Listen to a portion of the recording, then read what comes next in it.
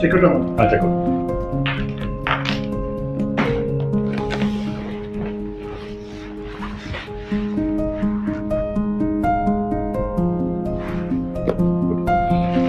Insulator sir മതി, dress മാത്രം മതി, ബാക്കിയുള്ള നീ എടുത്തോ.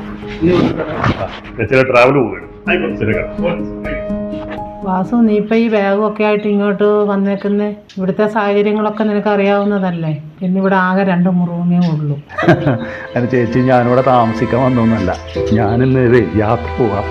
അപ്പൊ ചേച്ചി ഒന്ന് കണ്ടിട്ട് ഇങ്ങനെ പോവാന്ന് കരുതി വന്നാ. ആളെ വന്നാല് പറയണം കേട്ടോ. ஹலோ, மச்சி சொல்றா, எங்க அந்த கிளம்பிட்டேன்டா. அந்த வந்துட்டேன் டைம். அப்பா போயிட்டு வரேன்ப்பா. எங்கப்பா போற?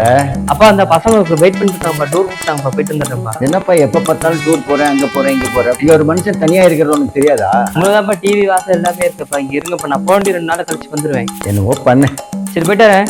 மச்சான் நான் வந்துட்டேன்டா, கிளம்பிட்டேன், அப்பாட்ட போயிட்டு வந்துட்டேன்டா.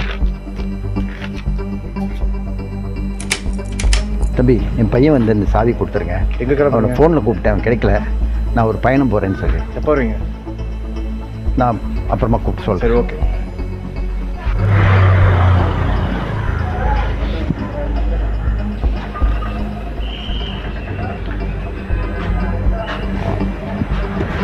സാർ ഗൂഡല്ലൂർ ബസ് ഇനിയിപ്പോൾ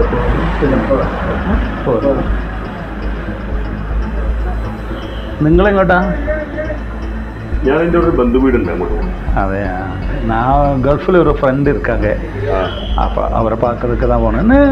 நீங்கள் நான் எங்கேயோ பார்த்துருக்கேன். ഇല്ല, ഞാൻ പുറത്താ. അതെ, சரி. பஸ் வாங்க சார்.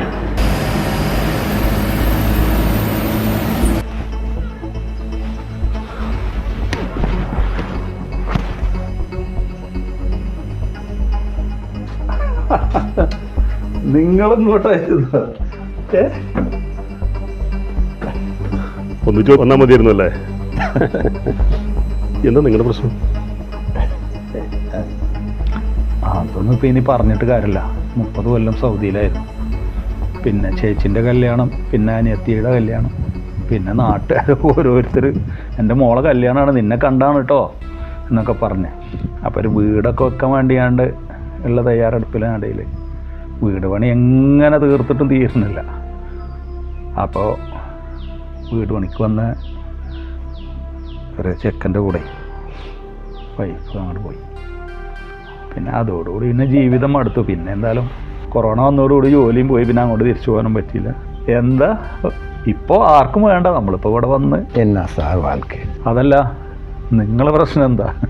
நான் ஒரு கவர்மெண்ட் சர்வெண்ட்டு. ரிட்டையர்ட் ஆனதுக்கு முன்னாடி எல்லாரையும் படிக்க வச்சு நல்லா செட்டில் பண்ணிட்டேன். ஒரு பொண்ணு வெளிநாட்டில் புருஷனோட நல்லா இருக்கிறா. ஒரு பையன் என்னோட இருக்கிறான். மனைவி மகளோட பிள்ளையை பார்க்கணுன்னு போனதுக்கப்புறம் இந்த பையன் ஊர் சுற்றுறதே வேலையாக இருக்கிறான், எது சொன்னாலும் கேட்க மாட்டேங்கிறான். ஸோ தனியாக இந்த வீட்டுக்குள்ளே கிடந்து நிம்மதி இல்லாமல் கஷ்டப்பட்டு மனசு ரொம்ப நொந்து போச்சு. இருக்கிற காலத்தை இது மாதிரி விடுதிகள்லையாவது இருந்து கழிப்போம், மற்றவங்களோட பேசுகிறதுக்காவது ஒரு துணை கிடைக்குமே இங்கே வந்திருக்கேன். സാർ ഉങ്ങളെ പറ്റി கொஞ்சம் சொல்லுங்கள் സാർ. ചെറിയ പ്രായത്തിൽ സിനിമാ മോഹം തലക്കേറി. അങ്ങനെ അവസരങ്ങൾ അന്വേഷിച്ച് ചെന്നൈയിലും എറണാകുളത്തൊക്കെ കറങ്ങി നടന്ന് ചെറിയ ചെറിയ അവസരങ്ങളെ കിട്ടി, ചെറിയ ചെറിയ വേഷങ്ങൾ. ഇത് കിട്ടുന്നോറും പിന്നെ ഭ്രാന്തായി. അങ്ങനെ മക്കളെയും ഭാര്യയൊക്കെ ഇട്ടെറിഞ്ഞ് അവസരങ്ങൾ തേടി നടന്നു. മോന് 2 വയസ്സുള്ളപ്പോഴാണ് മടുത്തിട്ട് ആൾ അവനെയും കൂട്ടി ഇറങ്ങിപ്പോയി. അന്ന് പോട്ടേന്ന് കരുതി.